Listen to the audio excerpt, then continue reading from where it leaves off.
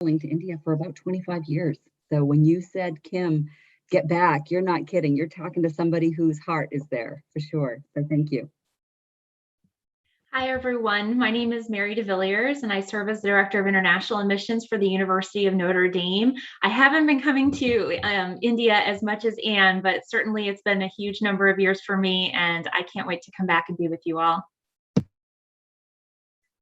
Hi, everyone. I'm Taren Smith. I'm Deputy Director of Admission at Rice University, which is located in Texas. Similarly to Mary, I haven't been with India as long as Anne, but I certainly am excited to get back there, hopefully in the near future. Great. Thank you so much for those introductions. So I think we'll just jump right into the session, and I'll let you guys explain to our audience how it's going to go. Okay, well, thank you so much for tuning in. It's so nice to still have energy around this process, even though the world has kind of changed the landscape of education. And so I appreciate your energy and enthusiasm. Today, we will be having a mock admissions committee, which means that we invite you to be on an admissions committee at an American university. And we will hear from different applicants, and we will make a decision as a committee. And so we'll use the poll function. We'll prompt you when to do that. But before we ask you to evaluate applications, and so we are putting you to work, I will say, this is not a passive session. You are now hired to be admissions officers. So welcome to our side. But before we hear a little bit about the applicants, we have to learn what our university is. And so we are using a fictional university, and our fictional university needs a fictional dean of admissions. And so I would like to introduce Anne, our fictional dean of admissions, who will walk us through the process of committee and how we review applications as a committee to offer admission. So I will give the floor to you, Dean of Admissions of Fairbrook University, Anne. Thank you very much. This is what 25 years going to India gets you. It gets you a deanship, I guess. Excellent. Thanks so much, Nikki, and everyone for being here. You know, being in admissions, I know as you all now are hired, as Nikki said, you are employed by all of us to help us really enroll our class at Fairbrook University. I think what you'll see as we move through the different aspects of our applicants with my colleagues is the layers, the nuance, what it means to be a holistic selection committee. It means that we're not just looking at a GPA, we're not running numbers. I mean, a computer program could do that. Those of you that are interested in data science, you could contrive a very easy formula for us. But you're going to find as we move through the series of conversations around these students that we're going to look at, that we collectively are going to look at, I want you to be thinking and asking questions. I also think one of the things I will tell you is I think we have the habit of, when we see a sample student, of comparing ourselves, right? I think it's human nature. I would just remind you that every university, including Fairbrook, including BU, including my colleagues' institutions represented, I mean, the one thing that you sort of don't know is what their priorities are. What is it that we as universities really are trying to look at? Could be we're trying to fill a new program, right? It could be we're trying to get more students interested in the humanities. It could be that we have a really exciting Division I sport that we're trying to focus on. These are things that honestly, I don't even know. I haven't even seen the applicant pool yet, and none of us have. So I guess my other piece of advice, other than not compare yourselves, is don't take this process personally. Easier said than done. I know Kim has a lot of experience in the field, and I think she probably knows it's a lot easier said than done working with students. But just that it's not a personal thing in so many ways, and so many things are out of a student's control. So on to Fairbrook. Fairbrook University. So remember, now you are employed by Fairbrook, and you got to understand the university that you are looking to fill seats for. This is a liberal arts university. It has just shy of 4,000 students, 3,800 students, and really boasts a diverse population. So you can already see one of the goals, institutional priorities, if I may say, is a diverse population, including international students. So that's part of what they're looking to build. Very broad fields of study. And one of their programs in particular is a little more selective, their engineering program.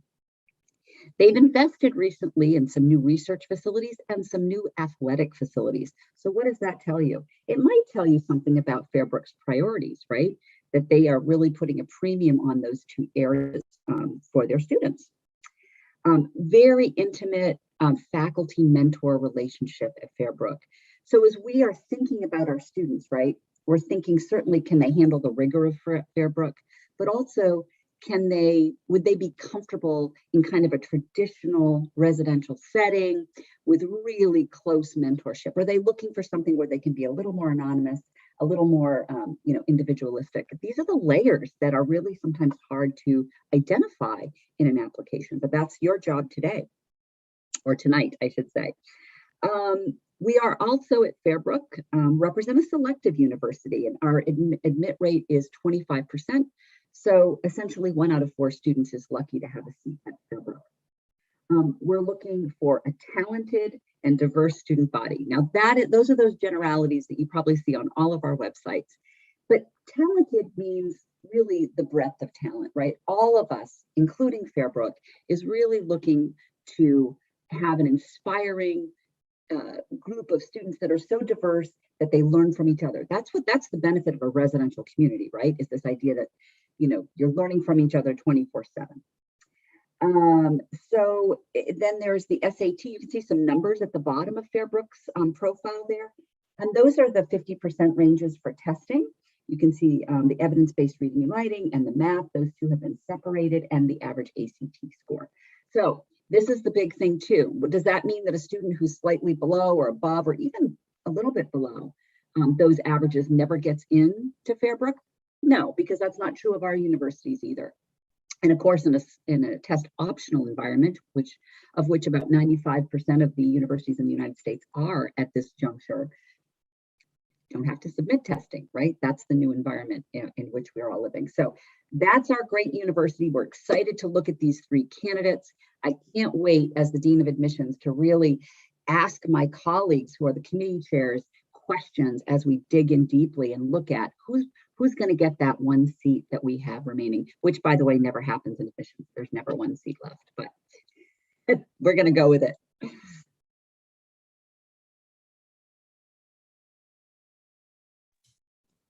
Okay, beginning.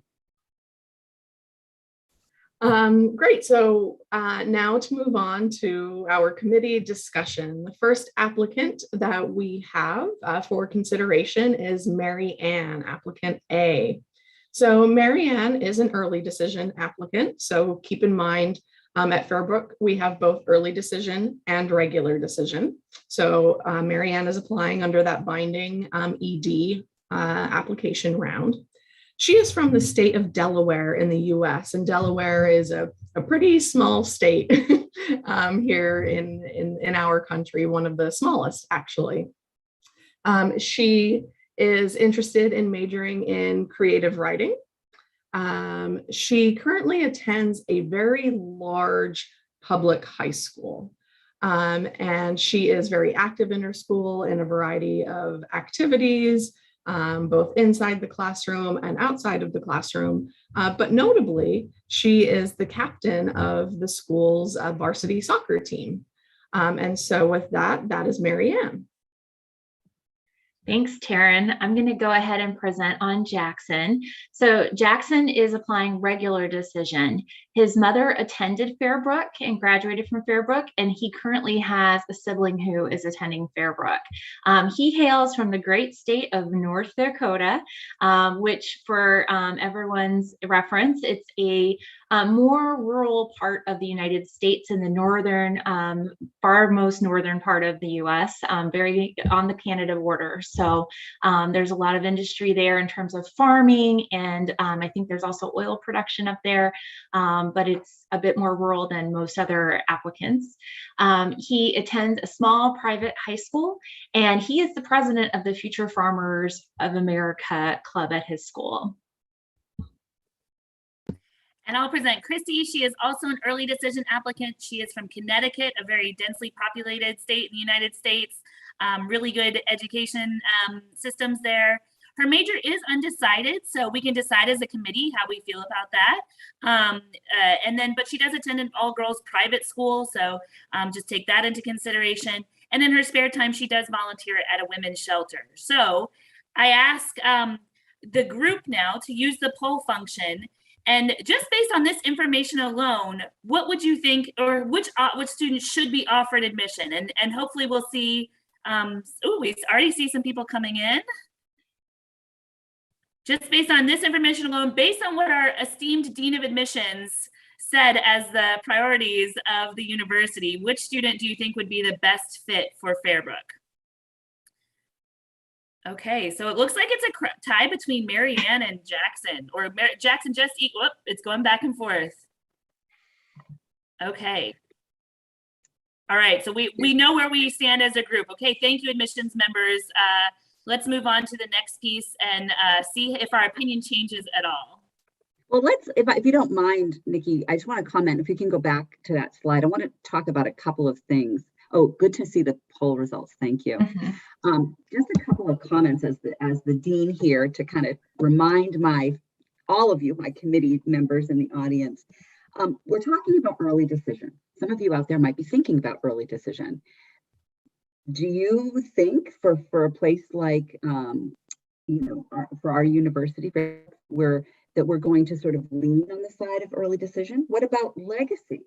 Here's a student who has all this familial connections. Is that important? I'm just asking. I don't have answers, right? Every institution is different. So these are things to think about. I know a lot of students say, oh, I'm undecided. Is that going to be unappealing? We see Christy is undecided. Is that something that you believe to be true? All these to be revealed later. Right now, you're coming in with the knowledge base that you have, but I think these are important things to think about. We also have people that have leadership in terms of presidential captains and presidents of their clubs versus a volunteer. Is that different somehow? Do you see that as different? Do you see that as better value or less than? We all have our opinions and our experience in the field. Curious to know what you think. And so interesting that people were leaning in those directions with their students. And what I love about this is, as you can see, we're just taking one layer right now. Now we're going to dig in and see if your decision might be altered, knowing a little bit more. Great, and as our dean said, we're moving on into the layers of the application. So the next layer, we're going to focus on academic performance. Now, keep in mind again that these are kind of fictional applicants and a fictional school, and the numbers that you're seeing here as far as grading scales.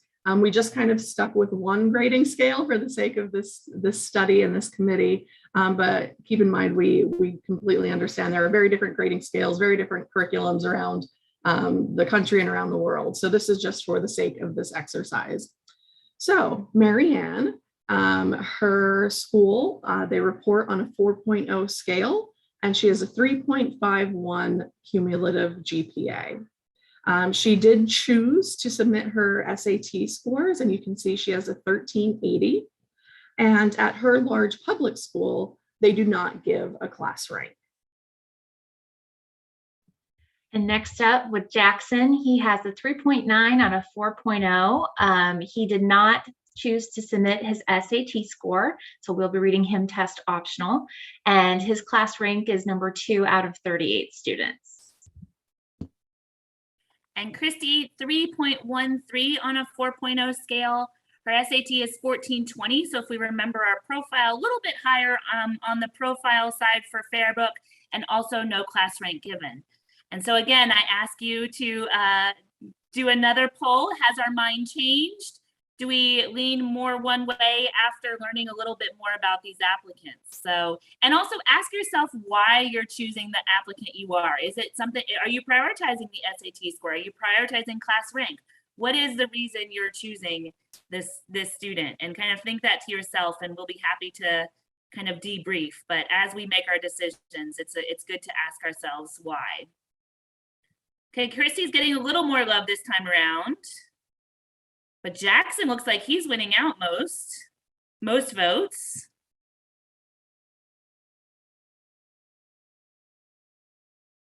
Our dean, would you like to comment on anything about the data we have from students?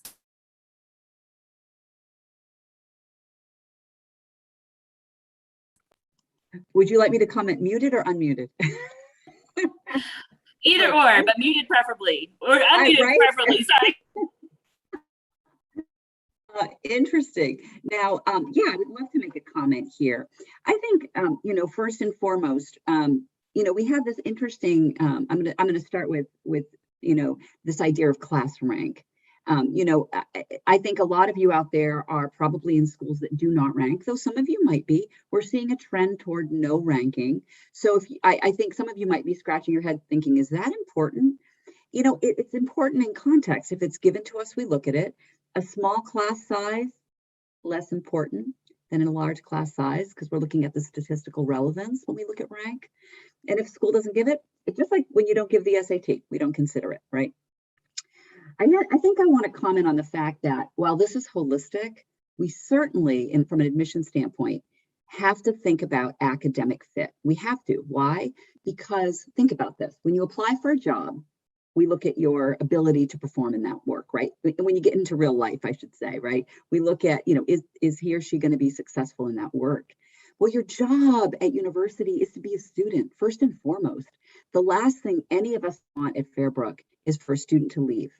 That is like the worst thing we could ever want. We want you to come to Fairbrook, be super happy, have a great experience, and then go on and have a great job, be a great alumni, just like, is it Jackson's parents who went on and did all of that. So I think that's really important that you think about that piece, just from a selective admissions perspective. I also think it's interesting that Christy has sort of the lower GPA, but the higher testing. What does that mean? Is it ability versus demonstrated working class? That's an interesting, I think, juxtaposition that that case brings to the table. So we can discuss all that later. And remember, Jackson is applying for the most selective program that we have. Just keeping that in mind too. Another thought. Okay, thank you. Okay, so the next layer of the application that we're going to look at is the essay. And so we'll go through and you have it on your screen, but we are going to give it some voice as well. So we will be reading these sections of the essays to you. So to get started with Mary and make sure I can see the whole essay, I should have my glasses. Okay, so honestly though, my father was the initial force that drove me to go forward. It was that first bitterness that made me want to achieve all for this man, to prove I was an acceptable person. Now it is my own strength that moves me to achieve my goals, not for the father I never had, but for myself. I cannot deny that he is part of me any more than I can give him all the credit. I carry his outspokenness, intensity, and stubbornness. Mostly, though, I seem to be headed in a direction identical to the one he took when he was my age. I share his passion for writing, poetry, language, and the pursuit of a career somewhere in the literary realm. I am fascinated by his impact on me when words between the two of us were spoken when I was a toddler. If I were to see him now, it would be to thank a fleeting acquaintance for his unintended guidance. I've played soccer now for 12 years. Out of habit, I still look to the sideline every game I play to see who is watching. Glances to the watchful are as natural as playing the ball. The eyes of a man considered my father exist somewhere, but seeking them out belongs in the past. It is the present where I focus my attention, and the future I look to meet.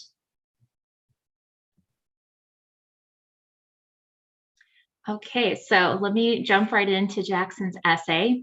After the kick, I couldn't hear anything for a few minutes. I saw the other team celebrating and saw my own team walking slowly off the field, but I was stuck in my disappointment. I felt like I had let my team down and I wasn't sure how I would ever look at myself in the mirror again. But then I started hearing again as I caught up to my teammates, and they were all saying that it was okay that I missed the kick. I found my best friend on the team and we walked back out on the field together. Look around, he said, as we stared at this beautiful field. We got to play here and we had an awesome season. Yeah, it would have been cool to win, but this is still pretty sweet. He was right, and I knew it. The disappointment of that moment wouldn't take away the amazing things we had experienced together as a team. We had worked hard for months, running hills and going over drills again and again. But in the meantime, we had bonded in a way that I'd never bonded with other people before. I knew that I would always remember this season, not for the moment of that awful noise, but for the great times we'd shared together. As my friend and I walked back to the bus, I was smiling because I knew what it was to be a true band of brothers. And Christy's essay. And I'm trying not to preface this too much because it's really hard not to comment on essays yet, but we'll get there. It's interesting. I used to care a lot what other people thought of me and wanted to change myself to fit in. I suppose because my skin was something I couldn't change. I tapped into the parts of me that were less set in stone. I learned the hard way that I had to be myself, regardless of what other people thought. I guess that's why I like Thanksgiving so much, because it's the one holiday where I can celebrate the whole me instead of feeling pulled towards one side of my family or the other. Although Hanukkah isn't that big of a deal, my mom's family often fights for it to balance out my dad's family's love of Christmas. Innocuous secular holidays like the 4th of July or Halloween used to win out when I was younger, but that had more to do with fireworks, sparklers, and the ability to change identity for a night while begging for candy. As I'm looking at schools that are a fair distance from home, I recognize this may be my last Thanksgiving at home for a while. Fortunately, this holiday has taught me to celebrate the whole me and the diversity I bring to any school or student group. And for the first time, my mom is letting me help make matzo ball soup this year so I can bring a family tradition with me no matter where I celebrate Thanksgiving next year. And so I ask of the admissions committee again.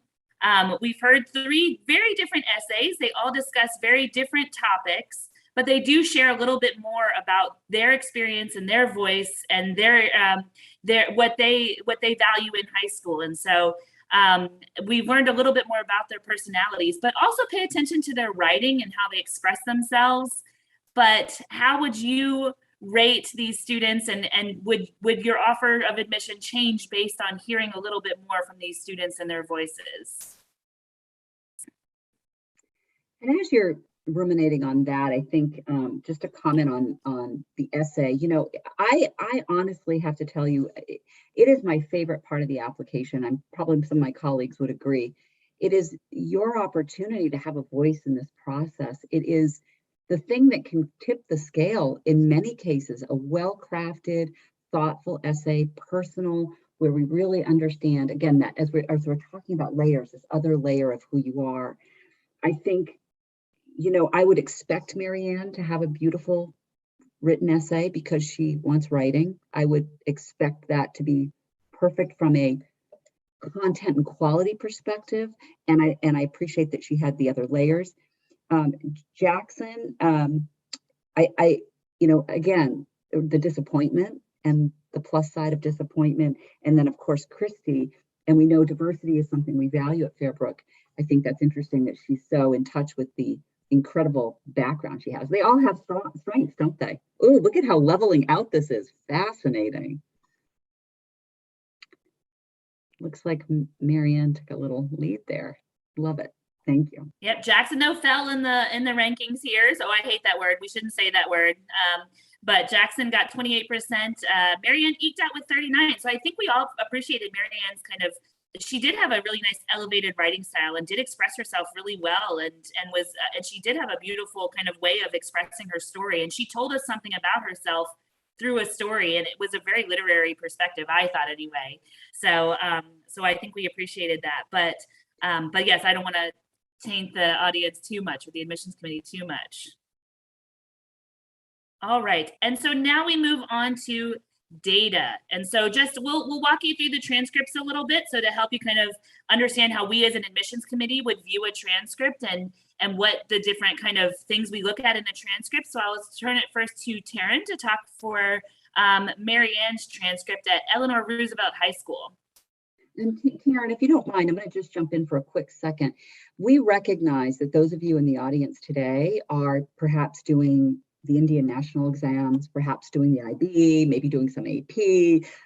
I don't know, you could be at an A-level British school for all I know, right? And so I guess what I want to say is we understand that.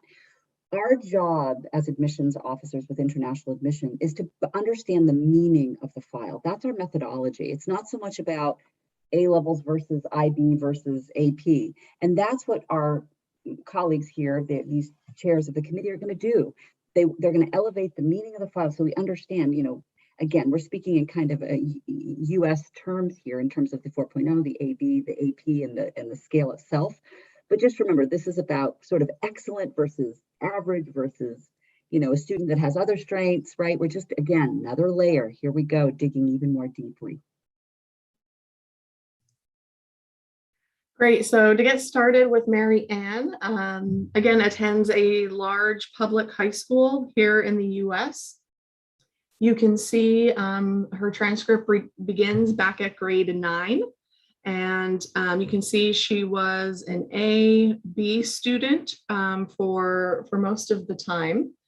She did achieve some C's a little bit later on, though, in 11th grade. So in Spanish, in chemistry, and in a math class as well. Looking at her first semester of 12th grade, you can see that she's back into that A and B range as well. And so when we look at that, we might start to think, did something happen in 11th grade that might have caused that dip in grades? Because otherwise she was pretty consistent, including now in the first semester of 12th grade. So with that, I'll hand it over to Jackson. Great, thank you. So as you can see here, Jackson has been taking a mix of rigor at his high school. He had a few B's early on, but now has moved up to all A's. As a potential engineering major, he is taking Calc AB as an AP class in his 12th grade, and he has taken physics, which is good to see. He is also taking dual enrollment, which is a college level course through the local community college in French for 2 years, in addition to also starting on German in 11th. So that's an interesting dimension to his application. And he's currently ranked number 2 out of 38 with a 3.99. And with Christy, we look at her application, and to be honest, I'm a little surprised about 10th grade. That does not look like it was a stellar academic year for her. So we see some C's, even a D in geometry. So I would be asking myself, what happened there? But if we look at 11th grade, we start to see a little bit of a swing upward. And then 12th grade is looking pretty good, in my opinion, for her achievement. So, so we have a little bit of a dip here. And I just asked myself what happened there. But then if we also look at rigor, so again, we're always looking at not only results achieved, but what level of students are taking in high school. And so here we see she's taking AP US History. So AP is the highest kind of level of rigor in her high school. And we also see she's taking senior year AP English and AP Psychology. So she has stepped it up, and she's actually doing pretty well. So again, I think that there's an upward trend here. Which, other transcripts here have kind of a more even trend or even a downward trend. So again, how do we evaluate that as an admissions committee, and what does that say for their potential for future academic success at Fairbrook?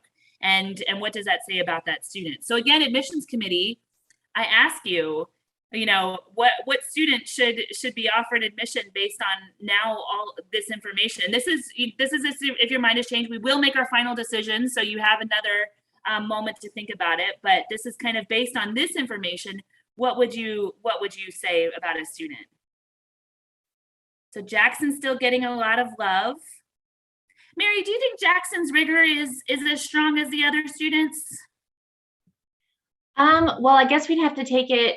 I think we would need more information from the high school in terms of what's available to students at the school, in terms of the APs that are available, how many they're allowed to take. What kind of dual enrollment you typically see from students. We would just need more information to know if he is doing as rigorous as he could. Sure, that we do not have. Well, it looks like Jackson, it looks like the admissions committee is leaning towards Jackson. But Mary Ann, she had the most votes last round, and so she's fallen down to 15% of our votes. So again, I hope you're appreciating how tough this is, and how many conversations we have, and how we advocate for students, and how we try to see a student for their full story. And so that is our goal as an admissions committee. But you can also appreciate that these are all students that bring something to the table. But at the end of the day, we just don't have room for everyone. And so we're trying to figure out who the best fit for Fairbrook is. So I think that leaves us with a final decision. And so we'll do the poll one more time. And this is supposed to be a decision where you take into consideration everything. So we take into consideration voice and data and talent that they bring, and intended major and fit for the university, right? Everyone talks about fit. So how do these students fit into Fairbrook? So if we could run the poll one last time, and this is our final decision, who will get that admit spot? Would our dean like to say anything else, or any other presenters of Jackson or Marianne, Taren or Mary, would you like to advocate for your student as people poll? I would love to advocate for Jackson. He has a strong family tie to the university. I think that he would engage in a lot of things on campus. He has done some rigorous work to prepare him for our really stellar engineering program. And he seems to be someone who thrives on community, and our university certainly prides itself on the community we offer our students. From an enrollment management perspective, he's also from an area we don't see a lot of applicants. However, he didn't apply early decision, and maybe we're not his first choice. Sorry, I'm playing both sides. I know I'm making it annoying. Well, and remember that beautiful essay Marianne wrote. Marianne's essay was beautiful, and she had such a lovely voice and such a good story. And I can imagine her being such a good student in a classroom, and really a thoughtful student. And so I don't know, I'm playing devil's advocate too here. And you know, one of the questions I always ask my committee at BU is, would you want to be their roommate?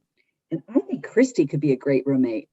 She'd bring food and celebrate her cultures and educate me on all the diversity of her background. Again, I love to just throw a wrench in everything, so that's my job. Should I share the results? All right, it looks like Jackson. So Mary, your advocacy of Jackson was strong, I suppose. And Jackson, so I will say I've done this exercise with other groups, and Jackson has not won that poll. So I don't know if you have to ask yourself what you saw in Jackson and why you picked him as an admissions committee member. And you're not wrong, is what we're also trying to say, is that there's so many strengths that each of these candidates bring to the table. And so yeah, so I think we just want to kind of debrief a little bit about this exercise. I think it's really important to reiterate Anne's point that this is, very fictional. We all don't have one spot left, and we're competing for it. So I think that's important to bring into the discussion. This is a little dramatic, but it still gives you an idea of the kind of conversations we have and the pieces we look at and how we look at them and how they form a complete picture of a student, and that there's all these elements we look at, and that the scales could have tipped in a very different way depending on our discussions as a committee. And so and looking at different priorities of the university. So do any of the other panelists want to share any kind of final thoughts before we kind of dig into other aspects of the of this exercise? But any last kind of wrap up? I think I would just add, well said, Nikki, thank you. I think I would just add that another layer that we didn't really talk about that all of you are experiencing is COVID, and how has that impacted your ability to engage, virtual classroom, for some of you, perhaps you've been in-person class and then pulled back, and then and sort of what has all that meant in your life and how you spend your time. Soccer captain, maybe not so much a thing, right? So I want to also reassure all of you that would be another layer that we have talked about for the last class. We'll talk about it again for the class that's incoming for fall 22, because we know that that's going to shape, again, there'll be a whole other layer, right, as we think about all of this. So great. Good job, my committee. You are out there. You are all hired. Hire you for we need readers too. We have so many applications. We all have a lot of applications. And there was a Q&A pose that I'll go ahead and just kind of throw out there, just because it does relate to this exercise. But what if there's more to an application that we didn't present, or a student submits extra materials? And so, Mary, do you want to answer that question of, will we look at research papers or extra experiences that students, or art portfolios with their application? Because these students, we looked at kind of them on a very even field. Does that help a student when they submit extra materials? Mary, I'll ask you to answer that question. Sure. I would say, if the applicant submits additional materials, they need to make it easy for us to see what value they're hoping to add to their application. Oftentimes, in place of submitting a full research paper to us, which we get many sent to us at Notre Dame, it could be very helpful to utilize the additional information section. I remember we had questions about what happened with Mary Ann's grades in 11th, and she would be well served in putting in maybe a couple bullet points in her additional information section if there was indeed something that contributed to that. So for research papers, you could put a synopsis of your research paper with a link for us to find it, or a citation. You could also provide, I know some schools accept resumes. A lot of us have portals that you can directly upload materials. So you could certainly do that rather than trying to fit your resume into that additional information section, which is never really the best idea. You should really be strategic in how you're sharing information there. You're also going to have the COVID section. So if COVID has impacted you, you can certainly put information there. And I would say that if you are looking for consideration for merit scholarships, if you need to give additional context to activities or fundraisers or events that you have been planning or leading, you may want to do that in the additional information section. And it doesn't have to be an essay. Again, essays have their own place in the application. I would say really great, to the point, bullet points are most helpful as we're perusing your application. Thank you for that, Mary. And I will also say I love this question that someone posed in the Q&A, is that who's better, Mary or Jackson? And so, I think that's funny. And I could ask my committee members to share their vote, but I also think that might not be the point of this exercise, right? And so I think all three applicants have something that we're looking for, right? And all three applicants demonstrated strengths and weaknesses. And so, so I hate to use terms like better, because I just don't think that that's helpful for a college admissions committee. It comes down to institutional priorities and what students, how they fit into the university and how they demonstrate that to a committee. Taren, do you have any thoughts, or do you want to share who you would vote for? Or maybe we shouldn't, I don't know. But Taren, what do you kind of think? No, I saw that question come up as well, and I'm like, there's no answer for that, to be entirely honest. And it's never about who is better. Again, we don't even use that word in our office. We're looking for students who are going to be the right match for the institution. What will they add to our institution, but what will they learn from our institution as well? How will they fit in with the rest of our community? And so it's, saying that one student is better than another is not a practice that we participate in by any means, but rather we're looking at the students to figure out, can they be academically successful? I think that's kind of the number one consideration. We want to set everybody up for success. We never want to set anybody up for failure. And so that's kind of the first consideration. But then when we start digging through those layers, and there are way more layers than we even covered here today. But once we start to dig into those layers is when we can learn more about you as a person, what your interests are, what your goals are. And again, if you're going to be the right match for our schools. And that's why it takes a committee. I mean, that's why we all represent selective universities. That's why we're all here as a committee, because we need people to speak to those different aspects, those different layers, right? For example, I don't know if any of you do yearbook, and I didn't. I have piano behind me. I'm a classically trained musician. I was a music geek in high school, so I didn't do yearbook. I did maybe a little bit, but not a lot. And so one of my colleagues was yearbook editor on our BU committee, and she said, "Anne, do you know how many hours it takes to do yearbook? And so this idea of educating ourselves so that we can better understand your paradigm, where you are. We're your advocates. I'm your advocate back in Boston for you're my region for the most part, most of you out there today. And that's our job, is to think of these layers, to ask questions and have a voice, like you have a voice in the process. That's why we are all assembled as a committee to ask these questions and to dig in deeply about you as a fit. And again, no better than or less than. I think it's great that everybody got a vote. I thought that was a fascinating result and a very typical when we get to that kind of mid-range and we're looking at students who are going to be in or out, you see so many good students that you're like, oh, I really want that one. And, you know, it happens a lot. So I thought that was I think that shows that all of you out there today are excellent admissions. I'll go back to my offer of a job if you're looking for one. And so, Anne, I love that you're giving out jobs, and that's a wonderful thing. So, so we also wanted to take it or to mention some other considerations, just that this exercise didn't really capture, just because we did kind of keep it to an American sample. That's just the information we had, and so we know our audience is from India, and so we wanted to make sure that. And then we also know that the world has changed maybe since that all of this, these applications came together, and how admissions officers are responding to that and what that means for you and your application. And so we hopefully can give you some pieces of advice of how you can frame your own application based on not only what we just did as an exercise, but also some additional considerations. So I'll turn it to Taren, who will talk a little bit about kind of pandemic and COVID and how we can reframe or how admissions officers have reframed their work given the current situation. So I think the one thing that I'd really like to focus on as specifically relates to the situation that we're in right now is actually testing. That, you know, your standardized test, your ACT, your SAT, for many institutions, that was a required component up until last year.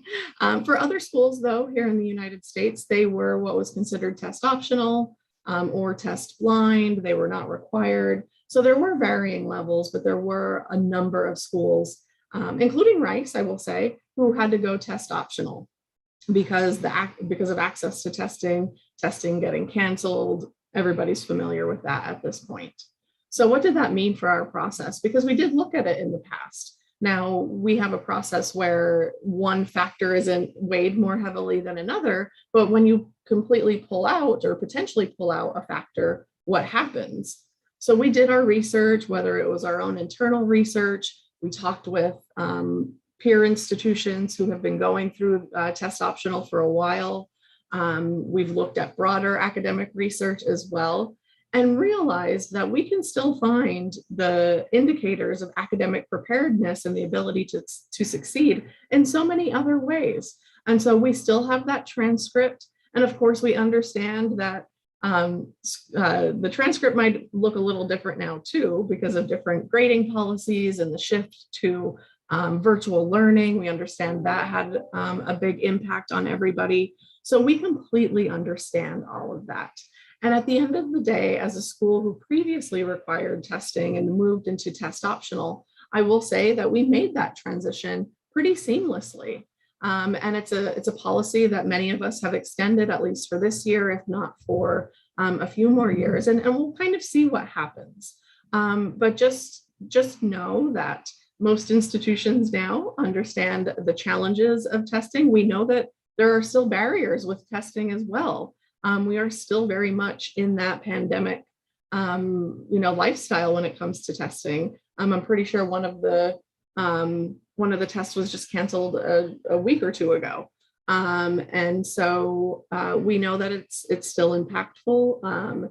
We never want a student, I don't think you'll come across a university that encourages a student to travel extensively or put themselves in unhealthy situations in order to test. No, don't do that. When we say test optional, we do mean test optional. So it's an evolving world. It was a lot of time or a lot of lessons learned for us as well. And so just take a deep breath. We know everything has been crazy over the past couple of years, but we're all kind of learning and going through it together. That's so well said, Taren. So it's so nice to hear that.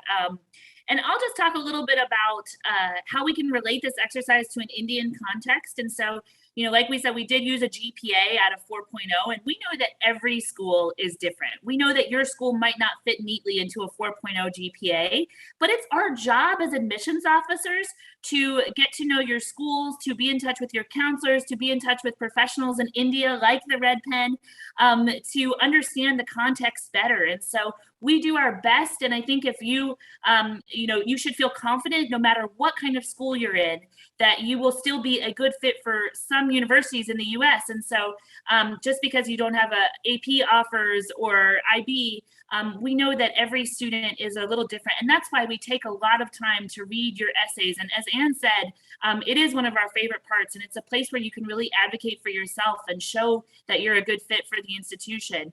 But it's our job to understand CBSC and ISC and APs and IB. And so every transcript looks really different. And so this exercise felt a little simple to me in terms of how, there was such an equivalency for each applicant, and so, and every transcript looks so different. I always joke that, some schools are on a 0 to 100 scale, some are on a 0 to 7.0 scale, and some schools send us transcripts with emojis that say, thumbs up and thumbs down. And so it just is, every school looks a little different, but it's our job as admissions officers to read applications thoroughly and understand the context where every student is coming from.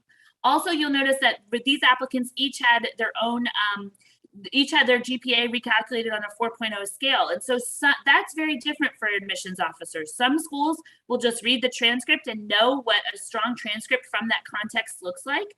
And some schools will recalculate it so that they have kind of a standard for each student.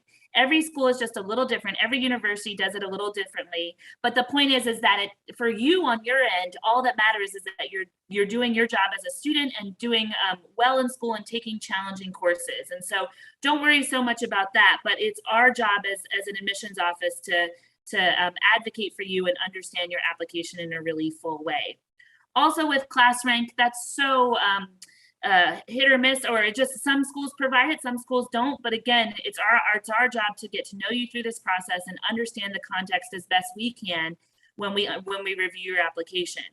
And I will say, the Dean of Admissions at Wake Forest used to say, bloom where you're planted. And so every student is planted in a different garden, right? And so whether that garden's in Mumbai or in Singapore or in Connecticut, like Christy, we want students to bloom. And so that means something very different for different students. And so be reassured that, however you bloom, we will try our best to get to know what that looks like and that journey for you as a person who in that garden. And so apologies for the flower metaphor, but I think it's really lovely to think of every student blooming in their own space. And what that means for you. And also what that means for fit at a university. And so I think at the very end of the day, being yourself is a really strong way to approach this process and learning more about yourself. And so, for example, if you use Indian spellings of words that are a little different than American English, that's just fine. You don't have to pretend to be an American in this process. We want to get to know who you are in your context. And so that's my advice to you, bloom where you're planted. And Mary, we did have a question about how important are extracurriculars. And so I think this is an important question that students are thinking about. We did discuss that a little bit in the case studies of what students are doing to fill their time. But how would you give students advice for, extracurriculars, especially in light of the pandemic, but also their weight in this process? Yes, so obviously the pandemic has really disrupted activities as students traditionally would know them and report them in their application. And all of our offices are highly aware of that. We have seen it as well with the domestic students here in the US and in many different contexts in many different countries. I know India has had like a very strict ride with lockdown and schools and learning remotely. So when we saw applications last year, obviously there was an impact to the extracurriculars, but something that we did see and that we hope to continue seeing this year is this really strong representation of resilience. Your spirit is still shining through, even though it has been a challenging time. And many students have sort of taken the lead in their school communities in terms of either transitioning activities to a virtual realm.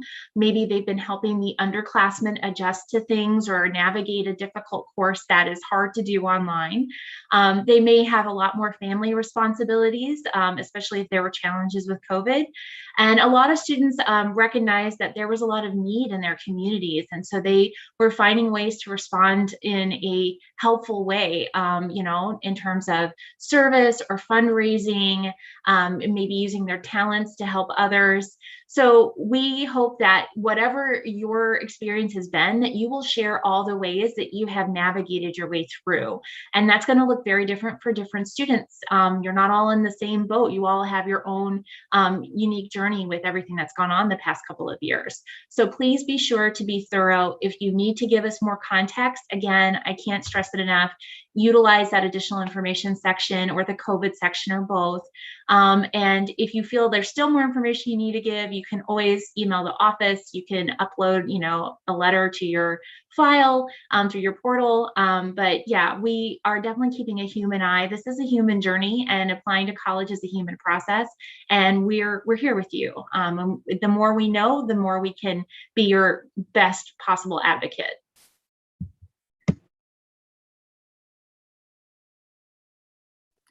And Anne, I think you wanted to mention just another element of applications that weren't discussed today. So I'll go ahead and ask you to fill in the last couple of considerations to consider. That's not very good, but yes, to think about. I think, thanks so much, Nikki. I think, you've all really covered so much of it, but I do want to come back to this idea of being authentic in this process. I think what we all want is for you to be yourself, and we want to be able to see who you are as an individual and what you'll bring to our campuses or Fairbrook or wherever you're going to apply. I think sometimes, and forgive me, I don't know if my colleagues have a second essay or an additional institutional essay on their applications, but if schools do, we do, and I see Nikki nodding as well. If institutions, if your school you're looking at is asking, for BUs, for example, is like, why are you excited about, what about BU excites you, essentially? Probably some variation. Some schools have some really cool, quirky, also, have some really interesting essays. But those can also be, think about this process and all the layers we've just demonstrated and shown you. And I think when it comes to that essay, I think really thinking not so much about, no offense, but all of us know a lot about our schools that we represent. So regurgitating the website, if it's for asking about like why us, isn't really what we're looking for. Again, we're looking for more about you. So it's more about what is it about you that intersects with what we offer that excites you, right? It's just more information about you. So I think that piece can really be you a tipper. It can be significant, especially when it comes to scholarships. Have you been thoughtful about us? Because we also want students who've done the research and have been thoughtful. And in some ways, I think as I look at this audience, I think you guys probably are. That's why you're here. I'm preaching to the choir, as we say, because you're doing this work today. You're at this workshop. You're thinking about where you want to go. So A+ to all of you. You're definitely doing it right.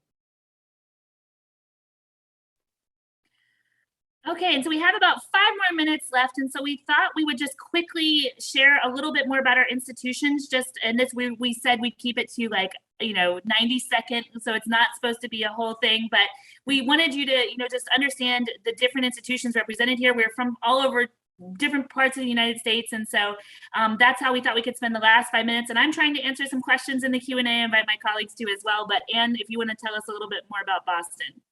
Look at you multitasking, Nikki. You're awesome. Thank you. Sure. Really quickly, BU, we are a large urban hub of activity and research. We're a member of the most elite research group, which is the AAU. There's only about 50 of us in North America. So if you want high-level research, very international, top 10 for hosting international students.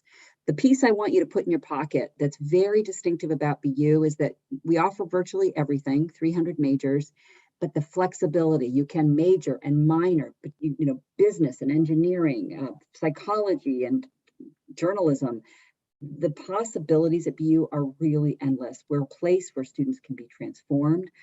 I will add that one of the things that we want you to do is if you're a student who, this is going to sound weird, are comfortable being a little uncomfortable, that you lean into differences, that you're excited by the energy that an urban, highly diverse, students from all 50 states studying 300 majors from over 120 countries get together, and in that beehive of activity, you think you could really thrive in that kind of energy in that urban, incredible setting. Our reputation for employability, we rank 14th in the US for the employability of our students, and most students are doing an internship, so experiential learning, which obviously leads into employment, and our employment statistics are super high. So that is a quick elevator pitch for BU, and I hope some of you come to Boston. Thanks. All right, so now to Rice University, located in Houston, Texas. Houston is the 4th largest city in the United States and the most diverse city in the country as well. We are home to 7 undergraduate schools of study with over 50 majors and over 20 minors. And unless you're coming into some super specific programs like architecture or music, you actually don't declare your major until the end of your 2nd year. So you have so much time to explore all of the opportunities that we can offer. We have a nice small campus community. We have about 4,000 undergraduate students and a median class size of 14 with a student to faculty ratio of 6:1. So you're really going to get to know your fellow classmates, your faculty members. You'll get to do things like research and have other hands-on experience with them as well. Research is available from day 1. There's no limitation on when you have to wait for those types of opportunities. And around 2/3 or so of our students will participate in research before they graduate, with many of them being published or presenting at conferences or having, those types of outcomes with that research. The residential college experience is a huge part of the Rice experience overall. We have 11 of them, and this is your home. This is where you live. This is where you eat. And even though we are very well known for our collaborative campus community, the one time our students get competitive is with the residential colleges, because they all kind of think that they're the best one on campus. So it's kind of fun to watch those rivalries go on. But ultimately, at the end of the day, we really are about community and support and a collaborative academic environment. But of course, you'll also have a lot of fun along the way with all the clubs and other organizations that we can offer you. Thank you. So welcome to the University of Notre Dame. We're a little distinctive in that we are a Catholic research university. Now, our students come from all different backgrounds, all different belief systems, from all throughout the United States and more than 80 countries. The thing that really centralizes them and really is a bond between them is the belief in the central idea of our university, which is to be a force for good in the world. Our students, because they come from so many different parts of the country and the world, really find a strong home, and they find the sense of the Notre Dame family when they get to campus through our very residential community. We have a really vibrant campus environment when it comes to academics. You don't have to formally declare your major till the end of the first year, and you can do double majors and minors across our 4 colleges. We also have a School of Architecture ranked in the top 10, and our students really dig in and find lots of unique ways to take advantage of their education. 90% of all classes are taught by our tenured faculty, and with 100% of classes taught by our faculty. So students really do get to form strong bonds with their professors and their classmates, as majority of classes have 20 or fewer students. As you go through your time at Notre Dame, obviously from the information on the side, you can see we offer a lot of hands-on opportunities to learn. One really unique aspect at Notre Dame is our Idea Center for entrepreneurs and those who have a product that they want to bring to market. And it ties in nicely with our Silicon Valley semester out in Palo Alto, California. But we look forward to having you reach out to us and learn more about Notre Dame, or attending many more of our virtual opportunities that we offer you. And lastly, I'll just quickly tell you a little bit about Wake Forest. I am in Winston-Salem, North Carolina, so a little bit of a smaller city, but a city of about 250,000 people. So it's not a little tiny village either. And Wake Forest is a residential campus where students have to live for 3 years, but they're guaranteed housing for 4 years. And so most students really like that kind of centralized campus feel. We are a medium-sized university of 5,440 undergraduates, and most of our students at Wake Forest are undergraduates. So that's really exciting to know that the largest percentage of students at Wake Forest are undergraduates, which means that our professors are actually called teacher scholars. So they're meant to be, yes, working on their own research and being forerunners in their fields, but also really good teachers and really valuing that classroom experience. Average class size at Wake Forest is 20, so you can expect dialogue, discussion, and debate, from day one. And we are a liberal arts university, so kind of the best of a liberal arts college and a major research university. The resources of a university, but kind of the small academic, hands-on guided learning of a liberal arts college as well. So, but I would love to invite you to learn more.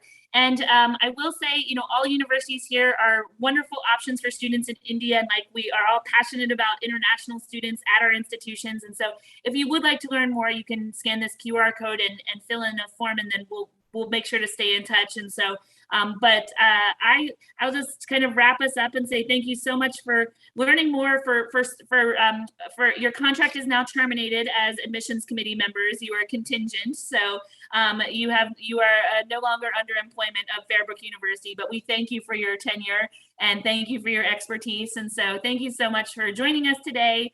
And I know this is a lot of fun for us, and so hopefully we've given you some nuggets of wisdom to carry on through this process, and urging you to be authentic and giving you some different options and way to think about this process. But Kim, I'll hand it over to you to officially close us out, but thank you so much for such a fun evening. Yes, thank you so much. It's just really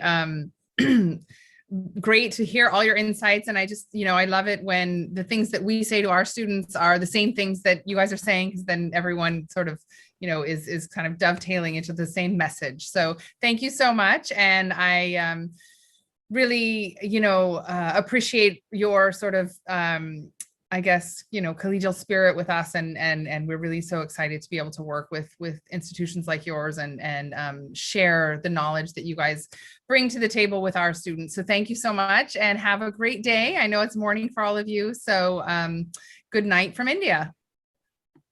Okay, well, thank you. Bye. Thank you.